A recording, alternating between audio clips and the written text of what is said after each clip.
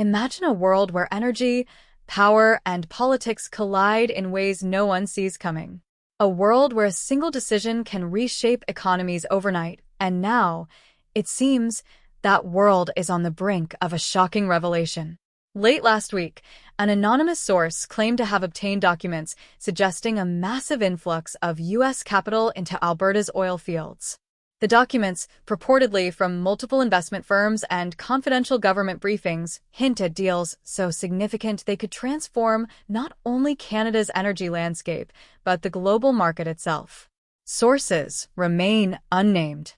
Verification remains impossible. Yet, whispers in the corridors of power are growing louder. Insiders say the scale of investment could dwarf anything Alberta has seen in decades. Some analysts speculate tens of billions of dollars could be involved. Others warn that the implications might stretch far beyond oil, into the heart of politics itself. Consider the timing. Canada, under Prime Minister Mark Carney, has been navigating turbulent energy policies, balancing environmental pressures with economic growth. Meanwhile, the United States, under President Donald Trump, has been aggressively pursuing energy dominance. Could this be a coordinated strategy, or merely a coincidence? The leaked documents give no clear answers, but the numbers are staggering. According to the papers, unnamed U.S. firms are exploring partnerships with some of Alberta's largest oil companies. The contracts supposedly contain clauses never before seen in North American energy deals. Terms that, if true, would give foreign investors unprecedented access to Canada's resources.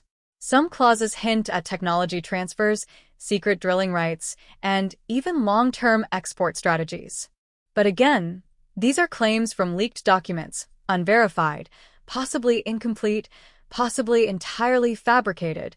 What makes this story even more intriguing is the secrecy. Multiple sources familiar with the matter insist that certain high-level meetings occurred last month in Calgary and Houston. Attendees? A mixture of corporate giants, political advisors, and energy lobbyists whose names rarely appear in the press. Reportedly, the discussions were unusual. There are mentions of emergency clauses, national security waivers, and strategic contingency planning. Exactly what that means remains a mystery, but speculation is running wild. Observers are particularly focused on one paragraph in the leaked files. It suggests the U.S. may deploy specialized teams to monitor oil field operations directly. Again, unverified. But if true, it would be unprecedented. Foreign personnel potentially overseeing Canadian resources at an operational level.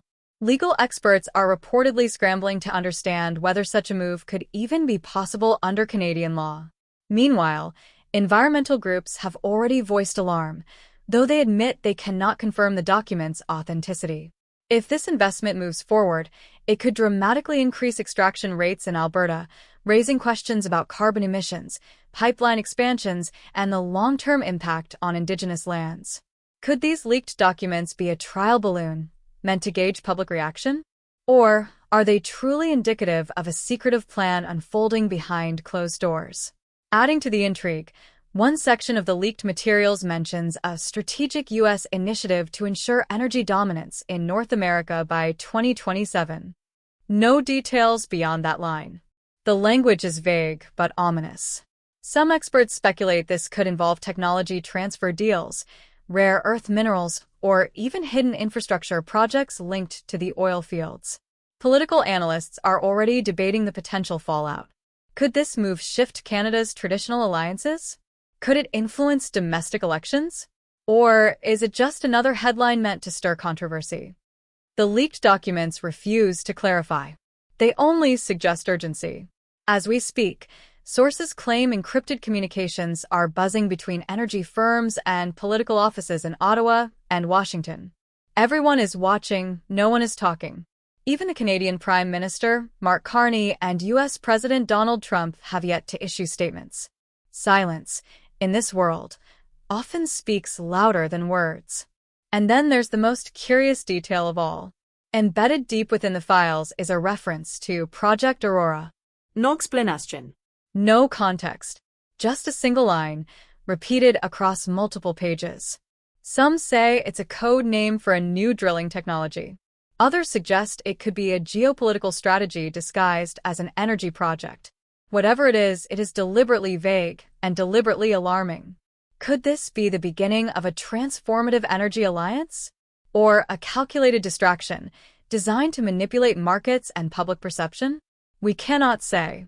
But one thing is certain, those who control information in this story wield immense power. And these leaked documents, authentic or not, offer a tantalizing glimpse behind the curtain. But there's another side to this story, a side that doesn't appear in the headlines and rarely finds its way into public attention. The side where power isn't just measured in billions of dollars, but in secrecy, influence, and control. Imagine the boardrooms where decisions about Alberta's oil fields are being whispered into existence. Walls lined with glass, offices brimming with aides, advisors, and legal experts, yet what is truly happening behind those doors remains hidden. The leaked documents only hint at it, small annotations in the margins, cryptic codes, and footnotes suggesting back channels between governments and private enterprises. Some analysts suggest these footnotes are the most important part of the leak, tiny breadcrumbs that could reveal the full scope of what's really unfolding. One section, brief, almost imperceptible, mentions a shadow committee. No official records. No public acknowledgement.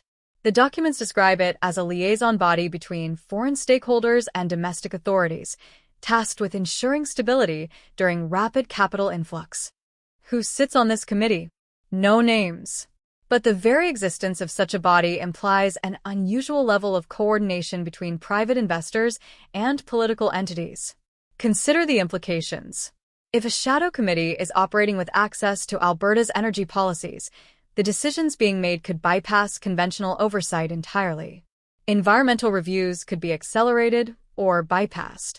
Pipeline approvals could be quietly greenlit. Land leases could be fast-tracked in ways that seem routine on the surface, but are extraordinary when examined closely. And all of this could happen without the public or media ever noticing, at least until it's too late. So, what happens next? Industry insiders hint at urgent meetings scheduled in secret, possibly within days. Analysts are watching every stock movement in Alberta and the U.S., looking for clues. Environmental watchdogs are preparing statements. And ordinary citizens, perhaps unknowingly, stand at the edge of a potential energy upheaval. One thing is clear. Whether the documents are real or fabricated, they have already set something in motion. Rumors, speculation, and fear are circulating at unprecedented speeds. And in this game of power, timing is everything. A single misstep, or a single revelation, could change everything. Stay alert. Watch closely. Because if these leaked documents hold even a shred of truth, the world as we know it may be on the verge of a transformation, with Alberta and its oil fields at the center of a storm that no one can fully predict. The question is, what will happen first? The deal, the disclosure, or the fallout? Only time will tell. And when the truth comes out, will we even recognize it?